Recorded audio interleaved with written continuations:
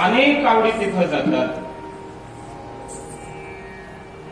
पंचमीच्या दिवशी शिव आणि पार्वती यांना हळद लावली जाते पंचमीला, आणि अष्टमीला रात्री 12 वाजता विवाह सोहळा संपन्न. हा एक अपूर्व सोहळा आहे. भगवान शंकरांच्या भक्तांना कापडी असं म्हटलं जातं. जसं वारकऱ्यांना वैष्णवांना वारीकरी असं म्हटलं जातं, तसं शंकराच्या भक्तांना कापडी म्हटलं जातं. या अभंगामध्ये कापडी हाही शब्द आलाय, कावडी हाही शब्द आलाय. कावड खांद्यावर घेऊन जाणारे त्यांना कापडी म्हटलं जातं. भगवान शंकराचे भक्त आहे.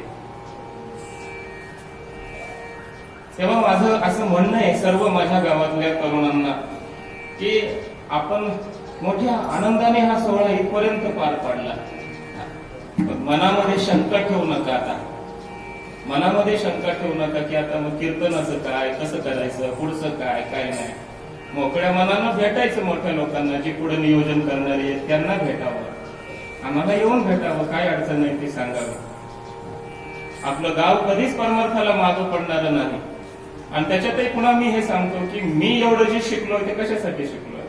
माझा उपयोग जर या मुलांसाठी होत नसेल आणि गावासाठी होत नसेल तर माझ्या या ज्ञानाची काय किंमत आहे, त्याला काय अर्थ आहे. माझी तळमळ तर ही आहे की गावातला तरुण सुधारला पाहिजे. सर्व तरुणांनी एकत्र यावं, परमार्थात यावं, आपल्या धर्मासाठी देशासाठी पुढे यावं, सुसंस्कारित व्हावं, व्यसनमुक्त व्हावं. यासाठी माझी धडपड चाललेली आहे. प्रयत्न करतोय मी. सगळ्यांना माहिती आहे मी प्रयत्न करतोय. मग मोकळ्या मनानं माझ्याशी तुम्ही येऊन बोलू शकत नाही, चर्चा करू शकत नाही, बोललं पाहिजे ना, आलं पाहिजे. कुठे काय कमी आहे मला सांगायला नाही पाहिजे का तुम्ही? सांगितलं पाहिजे. लक्षात ठेवा. तुम्हाला वाटत असेल की महाराज मग एवढे पैसे लागतील, महाराजांना पैसे द्यावे लागतील, आळंदीवर महाराज येते, तर लक्षात ठेवा मी फुकट कीर्तन करत नाही. काहीतरी घेणारच तुमच्याकडून. आमची परंपरा काहीतरी घेतल्याशिवाय द्यायची नाही. घेणार मी, घेतल्याशिवाय मी कीर्तन करणारच नाही.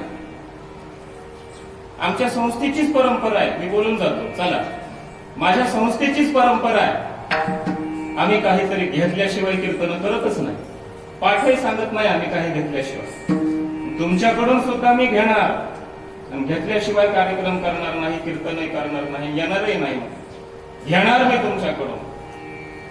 तुम्हाला वाटत असेल किती घेतात महाराज, किती मागतात, आकडा काय?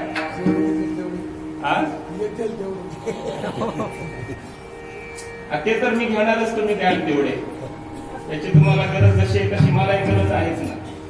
पण लक्षात ठेवा, तुम्ही जर असे देवासाठी पुढे येत असाल ना, पुढे येत असाल देवासाठी, धर्मासाठी, देशासाठी, गावासाठी जर तुम्ही पुढे येत असाल तर मला तुमच्याकडून फक्त समर्पण पाहिजे. मला तुमच्याकडून फक्त व्यसनमुक्त होणं एवढं. तुम्ही फक्त व्यसनमुक्त व्हा. तुम्ही फक्त मांस खाणं सोडा, गळ्यामध्ये पवित्र तुळशीची माळ घाला. आळंदीहून मी इथं कीर्तनाला विनंती एवढीच आहे, तुम्ही सगळे एकत्र व्हा, एक व्हा. देवासाठी पुढे या.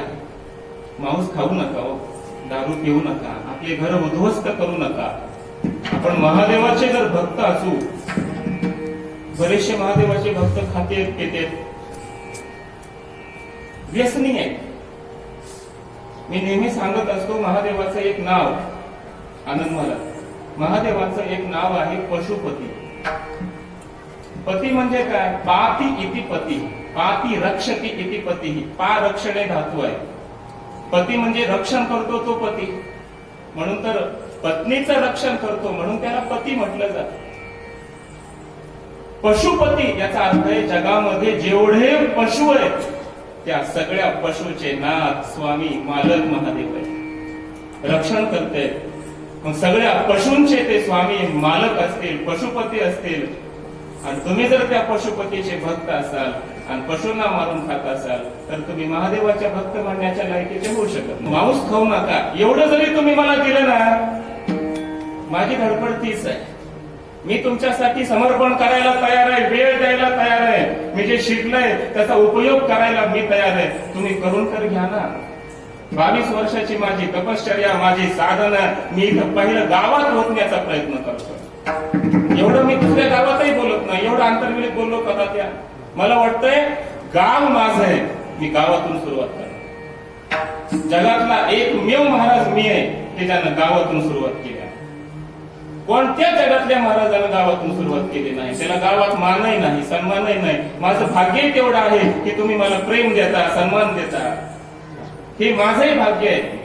पण माझंही मी तुम्हाला सांगतो की माझी तयारी ही आहे, माझा निश्चय हा आहे, मी ठरवलंय हे की जगाचं कल्याण आणि समाज सुधारणा हे बाकीचं नंतर, मी पहिलं माझ्या घरातून आणि माझ्या गावातून सुरुवात करणार, हे मी ठरवलंय.